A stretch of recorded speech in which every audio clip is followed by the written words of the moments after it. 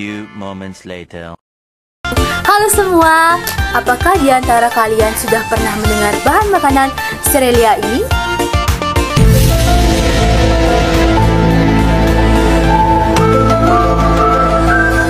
Jika belum pernah, ayo ikutin keseruan kelompok kami membahas bahan makanan Cerealia ini. Kita lanjut ke materi yang pertama. Materi yang pertama yaitu pengertian Cerealia. Kemungkinan dari kalian pasti bertanya-tanya, apa sih itu Cerealia? Nah, Cerealia merupakan golongan tumbuhan, padi-padian atau rumput-rumputan yang nantinya menghasilkan bulir-bulir. Nah, dari bulir-bulir tersebut akan menghasilkan biji-bijian yang nantinya diolah oleh masyarakat.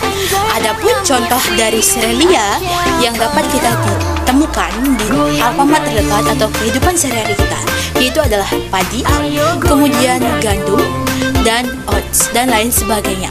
Itu tadi pengertian dari Cerealia.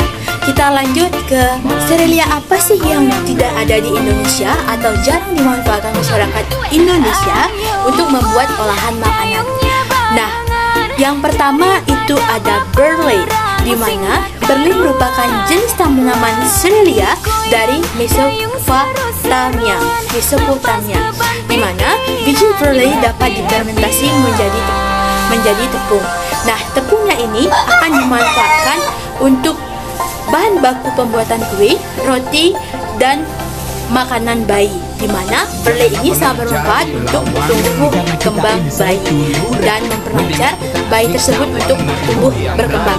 Nah, oke, kita lanjut ke tanaman yang kedua, yaitu ada Roger atau Rye, di mana bentuk morfologi dari tanaman Roger atau Rye ini serapa dengan gandum atau hampir sama dengan gandum, akan tetapi batangnya lebih tinggi dan lebih besar, dan akarnya juga memiliki banyak bercabang dan daunnya lebih kasar daripada gandum.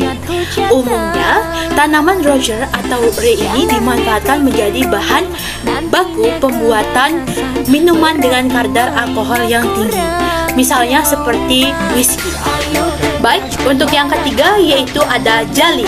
Jali adalah tanaman jenis Cerealia tropika dari suku padi-padian yang berasal dari kawasan Asia Timur dan Malaya. Jali ini sendiri dapat dimanfaatkan sebagai bahan pembuatan bir, kemudian tanaman hias, dan juga biasanya dimanfaatkan untuk obat cacing. Di masyarakat sendiri, tanaman jali juga daunnya bisa dijadikan atap rumah. Nah, di pasar internasional ini sendiri, jali biasanya disebut sebagai mutiara dari Cina. Nah, kita lanjutkan ke yang keempat. Yang keempat yaitu ada bean soba buckwheat, di mana soba dapat ditemukan di daerah dataran tinggi. Nah, soba ini biasanya dimanfaatkan oleh masyarakat untuk dijadikan sebagai tepung, yang nantinya tepung tersebut dijadikan sebagai bahan baku pembuatan kue dan mie, karena biji ini memiliki karbohidrat yang kaya. Dan yang kelima yaitu ada millet.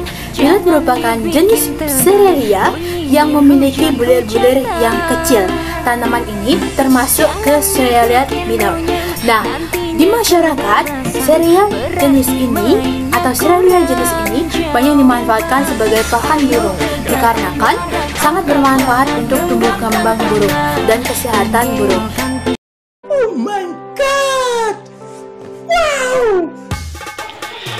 Pada kesempatan kali ini saya akan menjawab soal nomor 2, yaitu adapun cara menyimpan Cerealia yang baik, yaitu yang pertama, kita harus memperhatikan faktor-faktor yang harus diperhatikan dalam menyimpan Cerealia, yaitu sebagai berikut.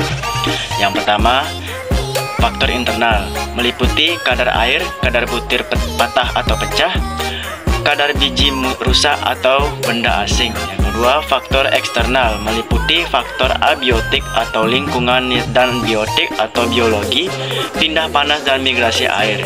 Yang kedua, kita harus memperhatikan teknik penyimpanan Cerealia, yaitu meliputi yang pertama, penyimpanan pada air normal, yang kedua, penyimpanan pada kadar air tinggi, yang ketiga, penyimpanan vakum, yang keempat, penyimpanan modifikasi atmosfer. Yang ketiga, kita harus memperhatikan tata cara penyimpanan dengan baik, misalnya dengan Yang pertama menggunakan karbon disulfida, yang kedua penyimpanan di atas para-para, yang ketiga penyimpanan dengan karung, yang keempat penyimpanan dengan silo bambu semen, yang terakhir yaitu serta memperhatikan suatu suhu ruang dan tempat penyimpanan dengan baik. Sekian dari saya, terima kasih. Okay. Oh my God! Wow! Swastiastu. Perkenalkan, nama saya Koma Indah Suciwardani, nomor absen 20. Di sini saya akan mempresentasikan tentang hasil olahan dari makanan sereal. Yang pertama ada beras merah, yang kedua ada roti gandum utuh, yang ketiga ada granda dengan oats, yang keempat ada sereal berfiber tinggi, dan yang kelima ada quinoa yang kaya protein, yang keenam ada meat soba, yang ketujuh ada popcorn tanpa mentega, yang kedelapan ada barlek dalam sup sayuran, yang ke-9 ada bubur jagung manis, dan yang ke-10 ada mustis buah-buahan. Itu saja yang bisa saya sampaikan.